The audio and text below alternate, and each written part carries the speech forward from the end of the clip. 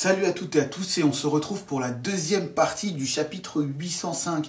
Et dans cette deuxième partie, on va parler de quoi, de qui, de tout simplement des dés, du siècle oublié, mais aussi du peuple disparu. Comme vous avez pu voir dans ma première vidéo, j'ai réussi à faire le lien entre Zou, Pluton et les armes antiques en général. Et du coup, si j'ai tout simplement raison avec cette théorie, on peut en déduire que celle que je vais vous citer est sans doute vraie. Pour vous parler du siècle oublié, des dés et du peuple disparu, je me suis penché tout simplement sur les mini-aventures d'Ener. Alors, ce qu'il faut savoir, c'est tout simplement que de l'interprétation. Alors pour ma part, je pense que beaucoup ont pensé que sur les stèles qui racontent l'histoire de ce peuple, pour moi c'est plus l'exode vers la Terre, beaucoup ont pensé qu'il s'agissait des armes antiques. Alors pour ma part, je ne pense pas. Je pense que oui, comme je vous l'ai dit dans la première vidéo, et non. Alors pourquoi? Alors je pense tout simplement qu'on nous parle exactement du peuple ailé. Le peuple ailé est descendu sur Terre. Alors on peut voir des restes de ce peuple ailé, justement avec Chandora et Scipia.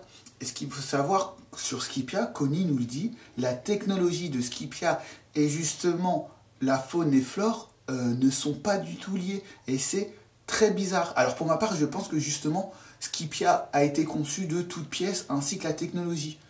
C'est pour ça qu'on ne trouve aucun lien. Et pour ma part, c'est le peuple disparu qui aurait construit tout ça.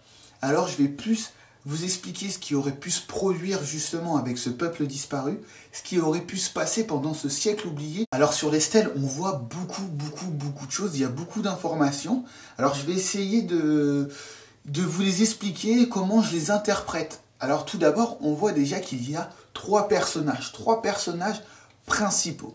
On voit quelqu'un qui est en train de concevoir, une autre qui le soutient et une troisième qui regarde vers le bas avec une sorte d'arbuste et des formes de tourbillons. Alors pour ma part, je pense que justement ce petit arbuste n'est autre que le fruit du démon, une expérience tout simplement. Et comme j'ai dit dans la première vidéo, je pense qu'il y a eu de nombreuses expériences. Et on peut voir que ce personnage ressemble tout bonnement au personnage de Scipia. Et ce qu'il faut savoir, pour moi, il y a un joli clin d'œil, encore une fois, avec Namek. On peut voir les petites antennes, on ressemble beaucoup au Namek, et on peut voir que l'arbuste ressemble beaucoup à la flore de Namek. Donc déjà, je trouve ça tout bonnement génial. On voit quoi d'autre? On voit justement que le personnage qui est en train de construire un robot ressemble beaucoup à un Chandorien. Déjà, là, on peut voir le lien entre ces deux-là. Et on savait que les Chandoriens cachaient un poneglyphe. Et on voit quoi d'autre? Tout simplement, on voit aussi un quatrième personnage, enfin une petite tête, qui est posée sur une sorte de barre. Et aussi, on peut voir quelque chose en dessous de lui, où ça ferait des barres et des vagues intérieures. Alors pour ma part, je pense que c'est tout simplement Redline et Grand Line. Et qu'en fait, que ce petit personnage ne sont autres que les hommes. Et en fait, on peut voir aussi autre chose, on peut voir une sorte de symbole qui représente plus ou moins le soleil, quelque chose de royal. Et on peut le revoir chez les Tenryubito, plus exactement chez les Gurusei à Marijoa, avec ce petit symbole ici présent. Et pour ma part, je pense que tout simplement ce peuple ailé, le peuple disparu, est descendu sur Grand Line. Et en fait, ils se sont installés où? Tout simplement sur Rail Line, plus précisément sur Marijoa. J'ai longtemps pensé que ça aurait pu être Mountain Reverse, parce qu'on voit une sorte de flot monter sur cette barre dessinée, mais en fait je me suis ravisé parce que j'ai vu trois petits points et je me suis dit que ça aurait pu coller avec l'île des hommes poissons, c'est-à-dire ça descend dans la mer. Et on sait que Marijoa est au-dessus de l'île des hommes poissons, donc pour ma part c'est vraiment Marijoa. Sur la deuxième stèle, qu'est-ce qu'on peut voir? On peut voir que justement le peuple de la Lune descend sur Terre, et à ce moment-là on peut voir qu'il descend sur une grosse chose qui ressemble à rien du tout. C'est un gros carré. Alors pour ma part, je pense qu'il descend sur une sorte de vaisseau. Et ce vaisseau pourrait être beaucoup de choses. Et pour ma part, ça pourrait être Noah, tout simplement. Ce serait génial, quoi. L'exode qui aurait servi pour les hommes de la Lune pourrait servir pour l'île des hommes poissons. Et là, on verrait un lien entre toutes les connexions avec les armes antiques. Comme je l'ai dit précédemment dans ma première vidéo, on peut voir qu'il y a trois personnages. Pour ma part, il y a plusieurs peuples. Et le troisième pourrait se trouver sur Rocktail, que j'avais dit qu'il pouvait être une île aérienne. Alors pour ma part, je vais vous raconter un peu ce que je pourrais penser de ce qui s'est passé pendant le siècle oublié. Tout simplement, je pense que justement ce peuple ailé s'est réparti dans tout Grande Line. Ils avaient certes un lieu, un QG qui n'était autre que Marie-Joa. Et en fait, le fait que tout le monde les idolâtrait parce que pour leur technologie, pour leur avancée, pour leur science, pour tout, je pense que les peuples, surtout les humains, ont commencé à avoir peur qu'on les détrône. Et à ce moment-là, ça revient sur quelque chose qu'on connaît dans la Bible. Encore une fois, je m'appuie vraiment sur la Bible. Et du coup, on pourrait très vite comprendre ce que sont les dés. Et en fait, pour ma part, je pense que ce peuple ailé est considéré comme dans la Bible aux créatures qui ne sont autres que les Néphélim. Alors, qu'est-ce que sont les Néphélim? Ce sont des anges déchus qui ont préféré les plaisirs charnels à la compagnie de Dieu. Et en fait, on peut voir qu'on les considère un peu comme des êtres mauvais. Ça serait un peu les petits diablotins, les démons en fait.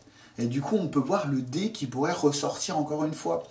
Mais pour ma part, les dés ne sont autres que leurs enfants, leur descendance. Mais pas que entre eux, mais en fait le mélange des humains. Les enfants mélangés entre les Néphélim et les humains étaient considérés comme des êtres monstrueux, très très forts, et qui faisaient ce qui leur plaisait. Goliath, de David et Goliath de la Bible, Goliath n'était autre qu'un enfant de Néphélim. Mais ce qu'on peut voir aussi, c'est que la Bible a souvent confondu ces Néphélim, ces enfants de Néphélim, avec des demi-dieux. Du coup, on se rapproche encore une fois de cette mythologie grecque. Donc déjà, c'est pas mal. On voit un lien se construire. Pour ma part, je pense que Shandora et Skypia étaient tellement isolés qu'ils n'ont eu aucune répercussion sur cette guerre qui a eu lieu il y a 100 ans. Et pour ma part, ça se tient tout simplement parce que encore aujourd'hui, Céleste existe vraiment. Donc déjà, on voit un peu le lien. On pensait que Shandora était une cité légendaire. Donc du coup, on peut très vite comprendre que ce peuple, des êtres ailés, sont en rapport avec Skypia et Shandora, mais ceux-là, encore, on pense qu'ils n'existent pas. Donc ce sont juste un mythe. Mais on sait très bien que les dés existent et que c'est la descendance des Néphélim. Et je pense qu'ils ont peur de ça. Ils ont peur que une deuxième guerre s'annonce, un gros chaos s'annonce. Et je pense que c'est pour cette raison qu'on se méfie des dés. Mais avec les siècles passés, on a oublié ce que c'était les dés. Ce qu'il faut savoir, c'est que j'ai longtemps cru que les dés étaient aussi Pluton. Les dés sont l'arme, sont le pouvoir armé des peuples célestes, car je pense qu'ils étaient pacifistes pour ma part. Cependant, les dés, qui étaient un mélange des Néphélim, de ce peuple pacifique, et des humains, eux se sentaient capables de combattre, d'utiliser les armes, comme je l'ai dit préalablement, de Pluton, pour se battre. Et j'ai longtemps pensé que Joy Boy pouvait être un dé. Et pourquoi? Tout simplement parce que Pluton n'est autre que Hadès dans la mythologie grecque. Hadès est le dieu des enfers. Et on peut voir que le dieu des enfers portait un casque qui le rendait invisible, mais en forme de chien. Et on peut voir que le peuple de Shandora et de Skypia était un peu invisible. Et du coup, surtout le peuple de Shandora qui a disparu, on n'a jamais pensé qu'ils existaient. Donc déjà, ce petit côté invisible, métaphoriquement, on pourrait le retrouver. Et on peut voir que tous les grands anciens de Shandora avaient un masque de chien. Déjà, on peut peut-être voir le rapport. Mais aussi, on peut voir que l'un des personnages de One Piece, de Grand Line, avait un casque de chien. Et on sait que c'est un dé. Et sa première apparition, il le fait avec un casque de chien. Ce n'est autre que Monkey D. Garp. J'ai longtemps pensé qu'en fait, c'était un petit clin d'œil de Oda pour nous dire que voilà, c'était la force armée du peuple disparu. Ces dés-là, pour être l'équivalent de Pluton, tout simplement parce qu'ils utilisent ces armes. Et du coup, on peut les assimiler aussi à Pluton. Du coup, j'espère que j'ai été clair, que vous allez valider ma théorie. Donc c'est vrai que c'est un peu compliqué, c'est un mélange de tout et c'est surtout d'interprétation. Donc si vous avez aimé la vidéo, n'hésitez pas, abonnez-vous à ma chaîne, likez, commentez. On peut très vite débattre sur ça, il n'y a pas de souci, je suis ouvert à tout. Donc si ça vous a plu, n'hésitez pas à nous faire un petit don, allez toujours sur le lien Ulule pour la marque de vêtements, il n'y a pas de souci. Donc je vous dis à bientôt pour la troisième partie de la vidéo qui arrive bientôt, qui m'arrive même de suite. Donc encore merci de nous avoir écoutés et salut!